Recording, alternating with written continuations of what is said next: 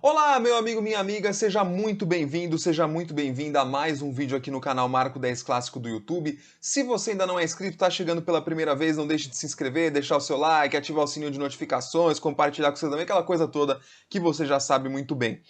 Vamos aos destaques de Corinthians 3, Ceará 1 na Neoquímica Arena. Acho que é uma unanimidade que foi o melhor jogo do Corinthians sob o comando do Silvinho. Mas o fato de ter sido o melhor jogo do Corinthians sob o comando do Silvinho diz mais sobre os outros jogos, o quão péssimos eles foram, do que sobre o jogo de hoje em si, que também não foi não foram as mil maravilhas ali, né? Não é como se tivesse sido uma partida impecável do Corinthians. Aliás, no segundo tempo sofreu muito mais do que deveria, né? O Corinthians, na sua melhor partida, teve metade das finalizações do seu oponente. Acredite se quiser, o Ceará finalizou 15 vezes e o Corinthians apenas 7 dentro de casa hoje nesse 3-1. Mas é verdade, as chances do Corinthians foram mais claras, o time envolveu mais o time do Ceará, construiu bem as suas oportunidades, etc. Mas fato é que na melhor partida sob o comando desse técnico, o time teve metade das finalizações do seu oponente. Ou seja, essa euforia toda, que é até descabida, de certa forma, ela diz muito mais sobre quão ruins estavam sendo os outros jogos do que quão bom potencialmente tivesse sido esse jogo aqui. Melhor em campo, mais uma vez, o Watson, né? Já falei isso no último vídeo contra o Santos, mais uma vez repito, grande partida do Watson.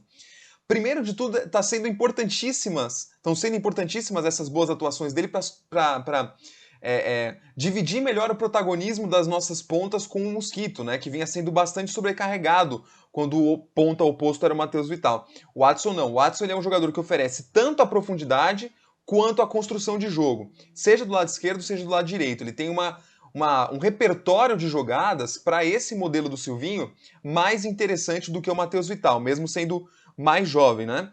E hoje ele se aproveitou muito bem da abordagem individual da marcação do Ceará. Para quem me acompanha no SCCP Scouts, eu fiz uma análise lá junto com o Jonathan Souza sobre esse time do Ceará. E a gente falava muito sobre essa perseguição individual que a equipe do Ceará promove. Não tem muito marcação por zona, não. São perseguições longas, individuais, etc. E boa parte da consistência defensiva do Ceará nesse campeonato passa por isso. Mas o que faz esse tipo de abordagem na marcação sofrer? Quando você tem trocas de posição muito rápidas. E foi o que o Watson fez hoje. A flutuação do Watson, e aí vai o mérito tático do time, o mérito do Silvinho, da comissão técnica de enxergar isso, as flutuações rápidas do Watson pela região central do campo fizeram com que a marcação do Ceará ficasse perdidinha ali. E vira e mexe ele aparecia livre. E aí vem o mérito técnico dele de aproveitar bem essas oportunidades quando ele teve a chance. Seja no entrelinha, seja atacando a área. Um grande jogo do Watson, um grande jogo do Watson, né? E também foi uma boa partida do Juliano mais uma vez, com 94% de acerto de passe, gente. Lembra dos 44% do Gabriel no jogo contra o Flamengo? 94% foram os acertos do Juliano, que também desarmou mais do que o suposto grande volante Gabriel. O Juliano teve 3 desarmes no jogo de hoje, além de uma assistência para o belíssimo gol, para o esplêndido gol do Renato Augusto.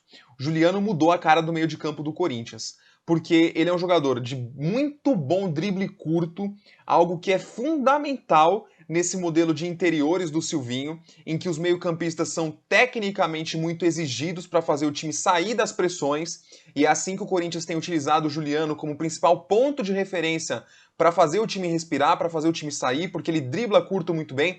Já é o atleta do Corinthians nesse campeonato que mais driblou, que mais acertou dribles, acredite se quiser, com menos de 180 minutos em campo.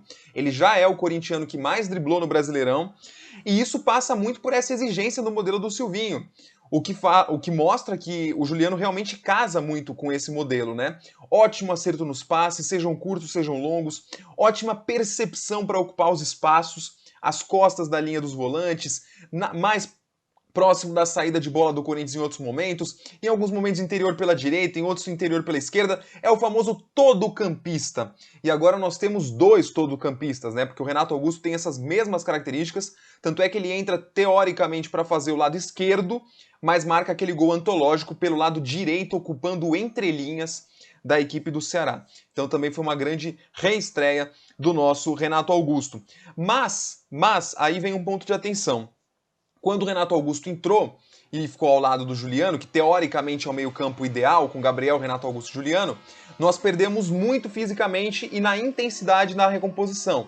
Aí é que o Rony fez falta. Por isso que eu digo, e volto a repetir, que o Rony ainda é um ponto de equilíbrio nesse time. E vai demorar para o Rony deixar de ser uma peça importante no esquema do Silvinho.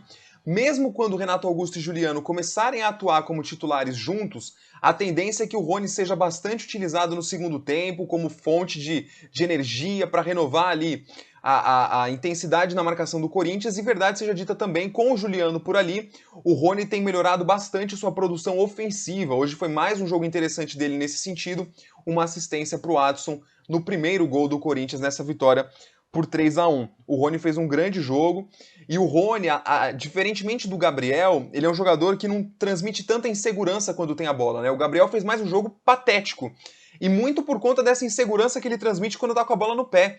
Parece que ele não consegue jogar com a bola no pé, né? Ele vai bem em quase tudo, o problema é quando chega o material de trabalho ali para ele trabalhar, né? Que é a bola. E o Gabriel também tem sérios problemas para defender o funil do Corinthians em zona baixa, né?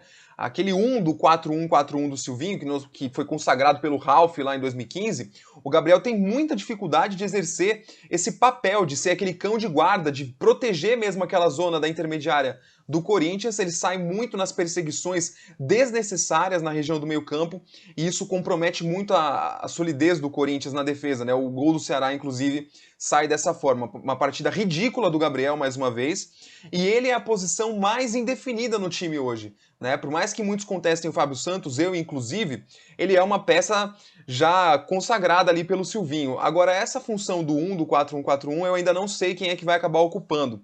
Se vai ser o Xavier, se vai ser o próprio Rony. Eu testaria o Rony nessa função. Acho que ele pode oferecer mais e comprometer menos com a bola do que o Gabriel. Então fica aí uma possibilidade também. Mas o Xavier também corre por fora para pegar essa vaga. Agora, sobre essa vaga também, nós tínhamos a figura do Cantilho, né? E eu vou falar um pouco sobre ele agora, porque tanto o Cantilho quanto o Luan vão parecendo cada vez mais cartas fora do baralho, nessa nova composição de time com o Renato Augusto e com o Juliano, né? Se a gente fala de muitos atletas que estão sendo potencializados por essa dupla, como é o caso do Jô, que hoje saiu bem da área, encontrou bons passes, boas associações, com o Juliano ocupando as suas costas, com o Renato Augusto ocupando as suas costas, como foi hoje no lance do gol. O Jô encontra linhas de passe melhores à sua frente, consegue gerar mais jogo, como a gente imaginaria até que o Luan faria se fizesse essa função. Mas o Jô vem fazendo bem, além de receber bola longa, de reter a bola mais do que o Luan faria. Então, o Jô hoje faz o que o Luan faria nessa função e muito mais. E o Cantilho, como primeiro volante, fica difícil de imaginar, pelo menos nesse estágio inicial, em que o Renato Augusto e o Juliano não estão 100% fisicamente. E o Corinthians precisa, obviamente, de um equilíbrio no meio-campo, e aí é o equilíbrio que contrapõe o Rony ao Cantilho, por exemplo, essa intensidade que dá ao Rony, que o Cantilho, obviamente, não oferece. Para finalizar o vídeo, vai aí para você, torcedor corintiano, uma lista de meio-campistas contratados desde que o Carille assumiu o time em 2017, para nós termos saudades depois dessa estreia de Renato Augusto e Juliano. Vamos a eles. Júnior Urso, René Júnior, Thiaguinho, Camacho, Casares, Sornossa, Paulo Roberto, Richard, Regis, Douglas, Arauz, Ramiro e Otero. Deu saudade aí, corintiano? Comente aqui no vídeo, compartilhe com seus amigos, deixe o seu like, se inscreva no canal. Um grande abraço. E olha, fazia tempo que nós não tínhamos uma tarde, uma noite tão feliz como essa. Tamo junto, gente. Até a próxima.